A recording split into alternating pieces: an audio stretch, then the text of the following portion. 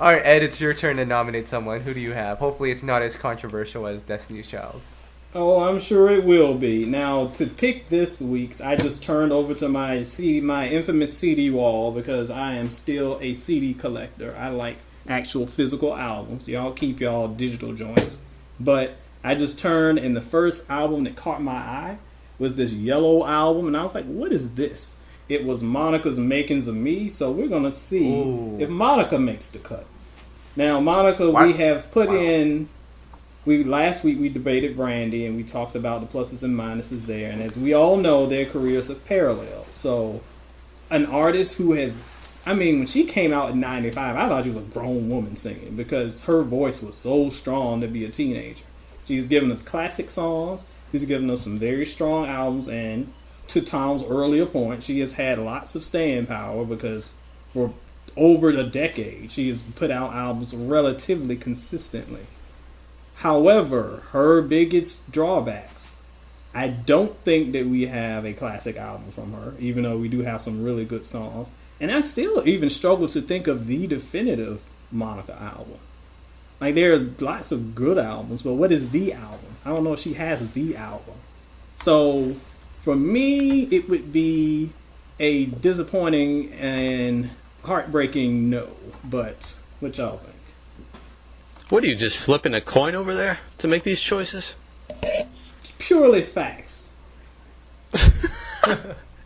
We've now set the bar so low that I don't see how you could say no to Monica. How is the bar set low, Tom? We put Destiny's Child in this thing. We might have to even put Lil Mo in there now. Oh boy. Please tell I'm making me you on how, over here. Do you hear me? Tell me how Monica should be in the Hall of Fame. And I'm a big Monica fan, but cream of the crop, homie, what does Monica bring to the table? When I compare her discography to Destiny's Child, I'm taking her discography 7 days of the week. Player, we're not talking about what you like. We're talking about take Monica as Monica.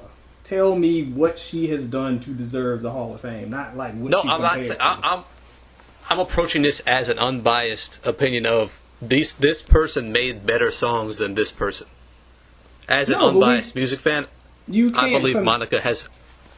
But don't compare it to someone who's already in there. Compare it to that person's total body of work. Well, you forced my hand, Ed. I'm sorry. No. Player. I told you this Music Soul Child thing was... This Music Soul Child thing was going to come back and haunt us. I knew it. Oh, we already knew it, player. He's going to hang it over our head forever.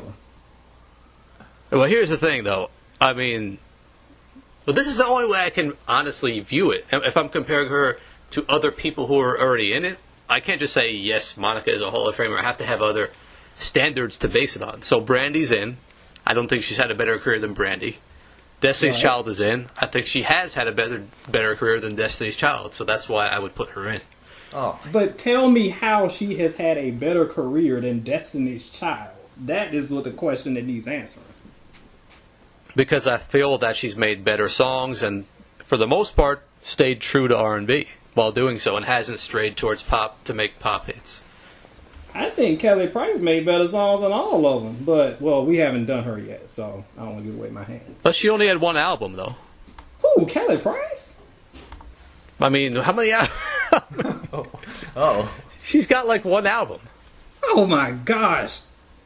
President of You Know I Got Soul thinks Kelly Price has one album? You think John B. hadn't come out with albums since Cool Relax, too? No, I meant she has one classic, potentially. Kelly Price.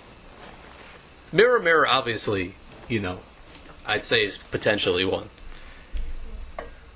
Oh, I put her debut way above Mirror, Mirror. But right, again, that's a whole other... That's a combo for another day. We talking about Monica, not my girl Kelly. We should do her next. Okay, anyway. I'm gonna come in and interrupt this one. Yes. So first of all, please bring some sanity to the combo. This Yellow album you speak of, The Makings of Me, that's the one where she's like topless on the cover with like a rope covering her, right? Yes, the Bondage album. Oh, okay.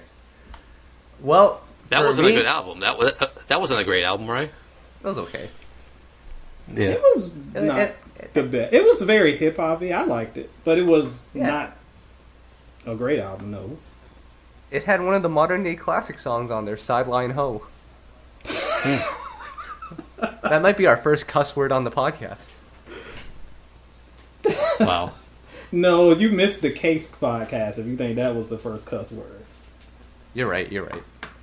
Now, in terms of Monica in the Hall of Fame, I think my biggest criticism for Monica over the last, I want to say album since 1998, is that there has been no progression in her music. Well, let me correct myself. Code Red, there was a little bit of progression, and she did change up her sound. Yeah, I'll agree there.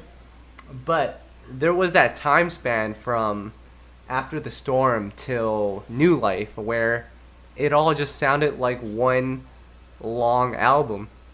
And maybe it's because of the producers that she worked with, but because of that, I mean, Still Standing, and I know you don't really like that album, but I thought that was a solid album, and it brought her back to the forefront of R&B.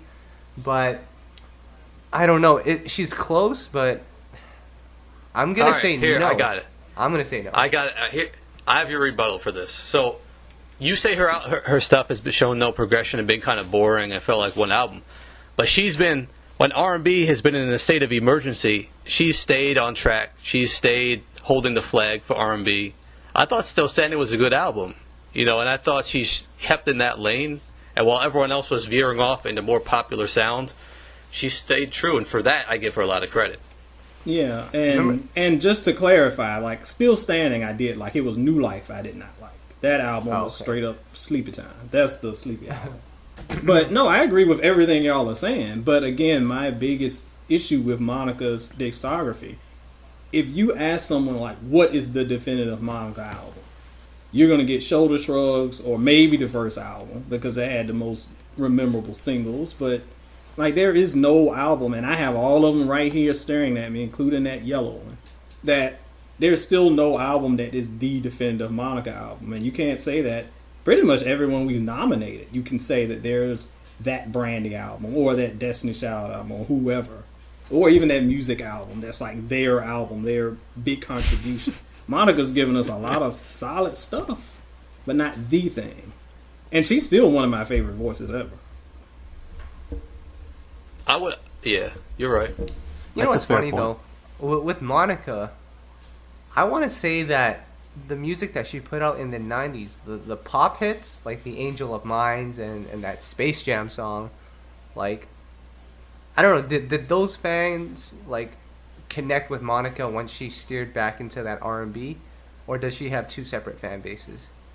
I will tell you, because I was around then. When she was dropping that Angel of Mine-ish type stuff, people were kind of, They were like kind of, she's kind of drifting away a little bit. I clearly remember that. And I don't know if they had, I think they've since come back. But I do remember at the time there being a little bit of wincing when those type songs came out. They wanted the straight up hood, don't take it personal type stuff. But yeah, Angel of Mine, #1 single. For You I Will was a #4 single, just so you know. And of course, she had The Boy Is Mine, which, by the way, this is another reason why we can't put her into the Hall of Fame. She named her album after that song when it was a Brandy song. So, well, see, was that confirmed? Whose song was it first? That's what I have always asked. It's Brandy's I remember song. people saying it's at the produced time, by Ronnie Jerkins. Well, but he doesn't have only produced Brandy songs, player. He produced plenty of songs. But I remember at the time, people were like you saying, why is she naming her album after a Brandy song? Because it was featured.